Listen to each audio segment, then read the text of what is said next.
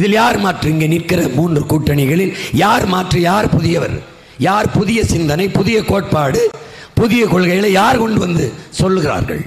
நாட்டின் 10 ஆண்டுகள் நாட்டை ஆண்ட ஐயா நரேந்திர மோடி காவிரி நதிநீர் சிக்கல் வருகிற போது இந்தியா கூட்டணியில் இருக்கிற 2 கட்சிகள் காங்கிரஸ் திமுக சண்டையிட்டுக் கொள்கிறது என்று சிரிக்கிறார். எங்களுக்கும் அவர்தானே பிரதமர். பிரச்சனையில் தலையிட்டு தன் நாட்டு குடிகளுக்கு சமமாக நதிநீரை பங்கிட்டு தரக்கூடிய பொறுப்பில் இருக்கிற ஒரு பிரதமர் தேர்தல் கணக்கிலே, அரசியல் கணக்கிலே 2 கூட்டணிக்குள் சண்டை என்று சொல்கிறார். நாங்கள் நர்மதா நதியிலே பிரச்சனையின்றி நீரை பிரித்துக் கொள்கிறோம் என்கிறார்.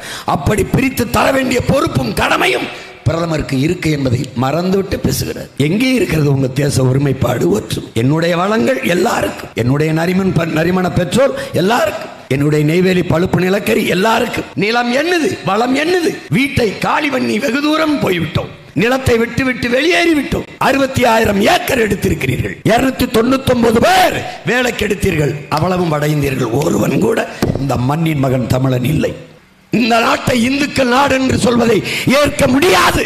இந்த நிலப்பரப்பு முழுதும் தமிழை தாய்மொழியாக கொண்ட நாகர்கள் தான் பரவி வாழ்ந்தார்கள். இதை நான் சொல்லவில்லை பெருமக்களே. ஆக பெரும் அறிவாளி, ஆக பெரும் கல்வியாளர், உலகிலே 64,000 புத்தகங்களை படித்த மேதை, அரசியல் சாசனத்தை வகுத்து கொடுத்த புரட்சியாளர் ஆனால் அம்பேத்கர் சொன்ன வார்த்தைகள் இவை.